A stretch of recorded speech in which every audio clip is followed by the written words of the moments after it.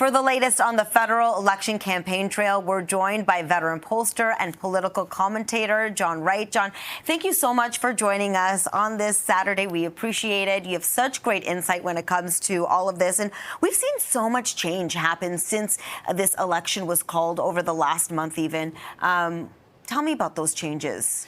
Well, what we've seen is where the Conservatives, in fact, were leading at one point. We saw a bit of a bridge where the Liberals started to break out of there, and now they've increased more. So we've had 46 public opinion polls, which is a record in my estimation, from about 13 different companies since the outset of this campaign, and they're pretty much the same now, where you've got the Liberals sitting at about 44%, around that range, and the Conservatives at 38 or 37%.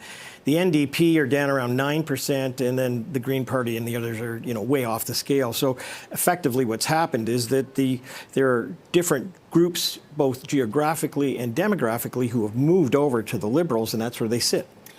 Has it changed what this election is about from where we started to where we are now? That's a great question, because I think the dynamic changed at 4 o'clock on Wednesday afternoon in the Rose Garden.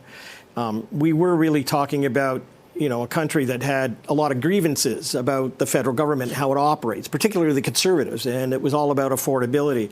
I think looking at the stock markets over the last 2 days and projecting out where we may be in the next couple of weeks, I think it's going to be less about the fear of those grievances and more about the fear of the country and the future.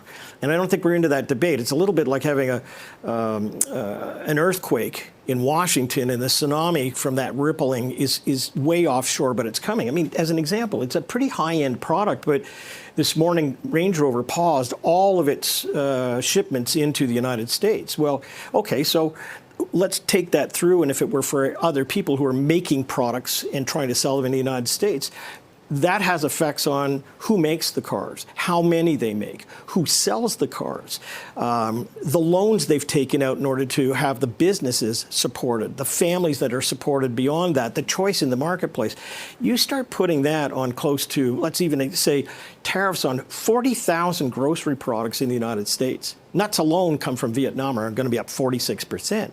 All of a sudden, that has a massive ripple effect all around the world. We can't escape it. So this morning, Mark Carney looked at the camera when asked that question, and he said, I've been to this movie before. Mm-hmm. And I think, it's going to be tough, although not impossible, but really, really tough for the Conservatives to move from the old ballot question that they had to the next ballot question, which was all about tariffs and Trump, to next, which is global upheaval and how do we navigate the globe through all of this. So, we've got a debate coming up. Anything can happen, but I think it has become more complex, more worldly, and we've yet to see the impact start to roll out. Is this election kind of showing us who Canadians trust to go up against Trump? It's maybe less against Trump because the tariffs are in. I think it's more about navigating the future of this country. We have to not just pivot, we have to reinvent. You figure all the countries in Europe that are affected by this. Just think about chocolate makers. Well, they sell into the United States where candy bars can be made. Well, that's kind of over in many respects because of the price that's now going to be on them.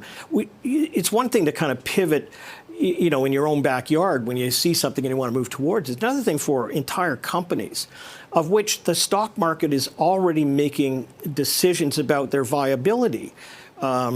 Just by looking at the stock market, investors are taking their money and moving away from certain products and leaving the other ones behind. This is the sort of thing where we would have heard the stock market would rebound at the end of the week after a run. This is longer term. And this is going to be a very significant time for not just us, but for Europe and all the countries around the world. Like I'm talking in big picture now because that's where we are, but we're not there yet. So I would suggest that it's going to move from just the plants in Oakville, what cars they make, to a much broader scale, when in fact we start seeing the ripple effects of that, not just on the stock exchange, but in our own backyard from the companies that we are used to going and buying things off the shelf because they may not be there, which then affects retail, which then affects employees, which then affects all the rest of it. So we're not going to be there immediately, but I think the tenor of the Liberal campaign will probably be more of the former Bank of Canada governor, the former Bank of the UK governor, and how he's managed through the Trump period is better suited for this than the Conservative, who's been more about the country and slashing and cutting in that way. And I'm not denigrating the Conservative campaign. There's quite a battle going on, right down on ground level. But I think the game changed really significantly last Wednesday, and I don't think it's caught up to us yet. So looking at the polls, we see that Canadians are voting or would vote 51% in favor for Mark Carney as Prime Minister versus 29% for Pierre Poilievre. That's a big gap. Yeah, and it's gone up 10 points in a week. I mean, again, there are external factors having an influence on this side of the border during an election campaign. And you could see that you've got, of the 38% who are Conservatives, most of those are locked in. So 85% of them are locked in. That's 12 to 14 million voters in this country. That's why they're driving to the big, outpourings for the big tent meetings that they're having. But there's also a group of people on the other side who have moved from the NDP and who were over with the Conservatives because of Justin Trudeau, who've moved back. Demographically, we've seen boomers move more into the hands of the Liberals, as opposed to young people staying with the Conservatives.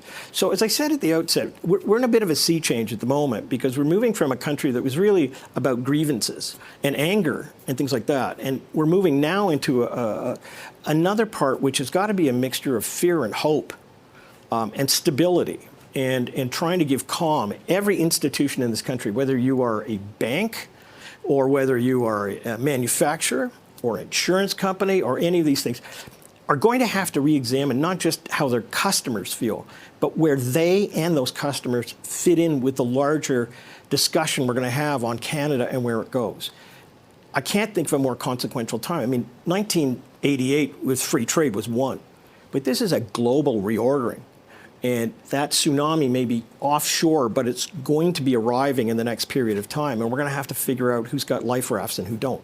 This is definitely going to be possibly the most important election in our lifetime. Absolutely. And we've got a debate coming up where people will be able to watch that. I think it'll be one of the most watched debates in many, many years. So, we still have lots more to go, but the issues have changed. So we'll see. As always, thank you so much, John, for all of your insight. You make me feel smarter just listening to you. Thank you so much for this. It's a pleasure to be here. Veteran pollster and commentator.